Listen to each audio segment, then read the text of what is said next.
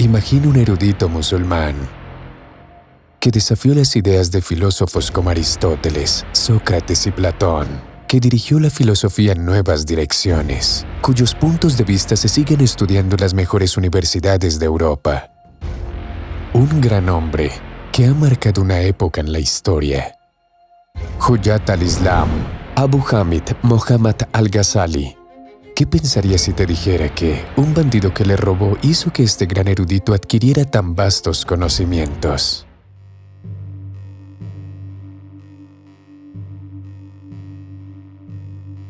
¿Qué hizo de al-Ghazali una persona tan valiosa? Veamos la situación del mundo musulmán durante su época. El mundo musulmán se encontraba en una situación calamitosa en aquella época. Los partidarios de la Batinilla, que habían perjudicado enormemente a los musulmanes, unieron todas sus fuerzas y siguieron atacando el califato abbasí, último bastión del Islam. Pero hubo algo que no tuvieron en cuenta. Todas las tribus turcas comenzaron a convertirse al Islam y el imperio selyúcida pudo destruir las intenciones de Batinilla. Esta vez, los partidarios de Batinilla comenzaron a difundir sus creencias desde dentro de la sociedad engañando a la gente. La fe musulmana estaba siendo atacada por la Batinilla y las ideas filosóficas y herejías. Hubo una gran lucha material y espiritual contra los adversarios del Islam. Durante este periodo, el mundo musulmán necesitaba un salvador, un genio que pudiera refutar las ideas que desafiaban la verdadera fe islámica. Aquí comienza nuestra historia. Al-Ghazali nació en una ciudad llamada Tus, en Irán. Fue a la ciudad de Gorgan para recibir educación. Después de 5 años de educación intensiva, se puso en camino con sus amigos para regresar a su lugar de nacimiento. Sin embargo, fueron interceptados por bandidos en su camino y perdió todo lo que tenía, incluidas las notas que había tomado durante 5 años. Preocupado por perder la fuente de sus conocimientos, siguió a los bandidos. Le dijo al líder que sus notas contenían todos los conocimientos adquiridos durante 5 años y le pidió que como mínimo le devolviera sus notas. El jefe de los bandidos, sin saberlo, le dijo a al-Ghazali la siguiente frase, que tal vez fue el punto de inflexión en su vida. Afirmas que sabes, pero careces de conocimiento cuando te quito tus notas. En vez de aprenderlo de memoria, lo dejas en los apuntes. Luego devolvió sus apuntes. Nadie esperaría tales palabras de un bandido.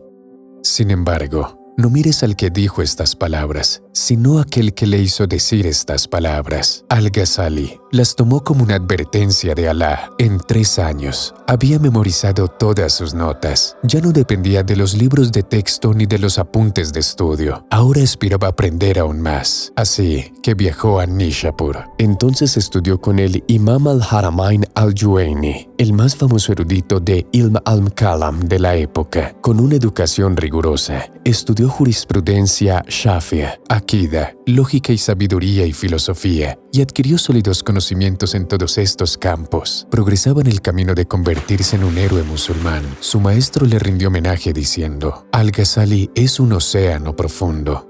Al escribir un libro sobre jurisprudencia islámica llamado Al-Manhul, su maestro elogió a Al-Ghazali diciendo: Me enterraste vivo. ¿No pudiste haber esperado a que muriera? Al-Ghazali poseía una inteligencia y una memoria extraordinarias. Nizam al-Mulk, un gran estadista, se fijó en el conocimiento y la inteligencia de Al-Ghazali. Pensó que Al-Ghazali era la persona ideal para defender el Islam suní y refutar la ideología del movimiento Batinilla, que amenazaba gravemente al mundo musulmán, ya que los partidarios de la Batinilla no habían sido derrotados por la fuerza militar. Era necesario refutar su filosofía para disolverlos. En aquellos tiempos, los seguidores de la Batinilla, junto con su líder, Hassan y Saba, están convirtiendo el mundo musulmán en un baño de sangre. Estaban engañando a musulmanes incultos y utilizándolos como asesinos, mientras asesinaban a sus enemigos de alto rango con sus propios métodos. Los gobernantes musulmanes observaban desesperadamente cómo los asesinos mataban a los estadistas que los rodeaban. Por esta razón, llegó el momento de disolver el movimiento Batinilla, y esto solo podía lograrse refutando su filosofía. Nizam al-Mulk invitó a Al-Ghazali a Bagdad con este propósito. Bagdad era una de las ciudades más pobladas del mundo en aquella época. También era una de las principales ciudades científicas. Aquí, Al-Ghazali fue nombrado director de la Al-Nizamia de Bagdad, considerada una de las primeras instituciones de enseñanza superior del mundo. Fue nombrado rector de la universidad en los términos actuales. Al-Ghazali daba clases aquí a unos 300 estudiantes. También aprendió griego y realizó estudios de filosofía, y comenzó a analizar la base ideológica de la Batiniyya. Durante sus prolongados estudios se dio cuenta de que había imperfecciones en las ideas de filósofos como Aristóteles, Sócrates y Platón. También se dio cuenta de que había filósofos que utilizaban la filosofía griega para corromper la fe islámica. Fue testigo de cómo la gente intentaba distorsionar la verdadera naturaleza del Islam. Se apresuró para conservarlo. También se dio cuenta de que los partidarios de la Batiniyya reforzaban sus ideas con la filosofía y la lógica. Hacían dudar a la gente de su fe. Si preguntas, ¿cómo pudo Al-Ghazali manejar todo esto por sí mismo? Esto es en realidad lo que lo convierte en el Imam Al-Ghazali.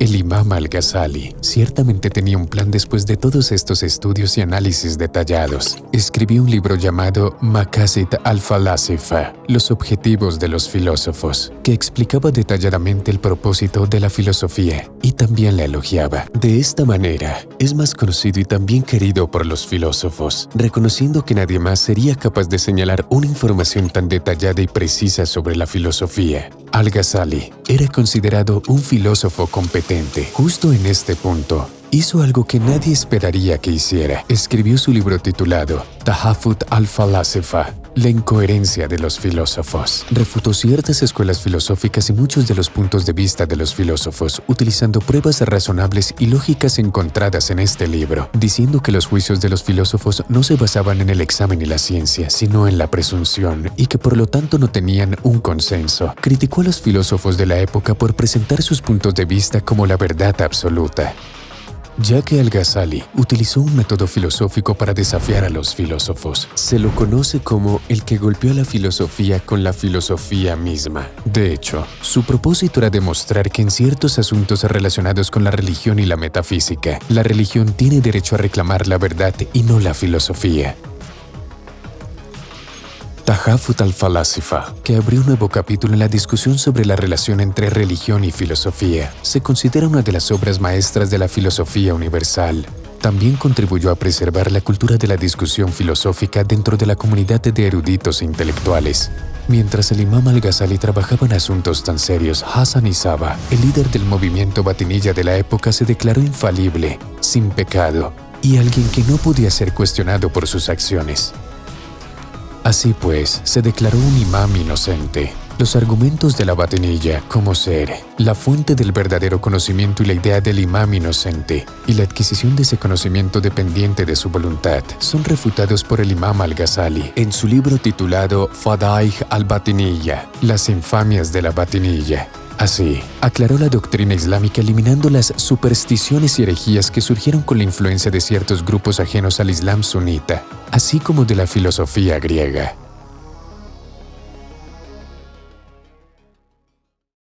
Después de todo esto, los musulmanes tuvieron que unirse. Por esta razón, con la guía del Corán y la Sunnah, el Imam Al-Ghazali escribió su libro Ihya Ulum al-Din, el renacimiento de las ciencias religiosas, que sirvió como proyecto de reconstrucción de la nación musulmana.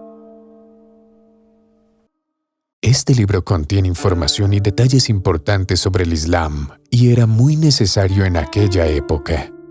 El jeque Abu Muhammad al-Qasiruni dijo del libro del Imam Al-Ghazali que, aunque desaparecieran todas las ciencias, todas podrían derivarse de Ihya, y alabó al-Ghazali y su libro. Frente a todas estas amenazas físicas y espirituales de desvirtuar el Islam, Al-Ghazali convirtió con éxito la fe islámica en su esencia en el transcurso de sus 53 años de vida. El éxito que alcanzó Al-Ghazali con sus libros escritos para defender la fe islámica le han valido un título interesante. Se le ha llamado Hujjat al-Islam, que significa prueba del Islam, y ha sido aceptado como Mujaddid del siglo. En su libro autobiográfico titulado Al-Munqidh min al-Dalal, de la herejía a la guía, Al-Ghazali habla de sí mismo y de su vida como sigue. Desde mi juventud hasta ahora que tengo más de 50 años, nunca he rehuido sumergirme en las profundidades de estos vastos océanos. Me zambullí en los furiosos mares no como un cobarde, sino como un valiente. Luché con cada asunto que encontré, acepté abruptamente cada desafío, estudiaba las creencias e ideas de cada secta y trataba de descubrir los detalles de cada orden religiosa. Como resultado de esto, desde los alegres tiempos de mi infancia, estaba libre de imitaciones y no estaba atado a creencias heredadas de los ancianos. Ahora entendemos la razón por la que era un gran erudito, ¿verdad? Cuando los enemigos del Islam unieron sus fuerzas para acabar con los principios del Corán, se adelantó sin miedo, incluso estando solo, y nos dio una lección de valentía. En 1111 DC, año en que falleció, tras una vida que duró medio siglo, durante la hora del Fajr, al final de una noche que pasó leyendo el Corán, después de la ablución y la oración, el imam al-Ghazali se sentó y pidió un sudario. Besó el sudario y se lo frotó en la cara y luego dijo: «Oh, mi señor, mi rey, tu orden es una bendición para mí». A continuación entró en su habitación. Como hacía tiempo no salía, entraron en su habitación y vieron que llevaba puesto el sudario. Estaba orientado hacia la quibla y había un poema escrito por él junto a su cabeza. Digan a mis amigos llorosos que me vieron muerto. Díselo a mis doloridos hermanos y hermanas en el Islam. No des por sentado que estoy realmente muerto. Por Dios, evita decir que es una muerte. Soy un gorrión y este cuerpo es mi jaula. Volé lejos de la jaula y el cuerpo permaneció. Esta mañana era como un muerto entre vosotros. Viví por un tiempo y luego vestí una mortaja. No asumas que la muerte es permanente. Sabed que es vida y que es muy deseada. No asumas que la muerte es violencia y dolor. Es solo mudarse de una casa a otra. Toma lo que necesites y prepárate para el camino. Si eres listo, no te ocupes de nada más. Reza para que yo sea bendecido, para que tú seas bendecido. Nos marchamos, sabiendo que tú eres el siguiente. La paz sea contigo. Son mis últimas palabras para ti. Que Alá te salve. ¿Qué más hay que decir?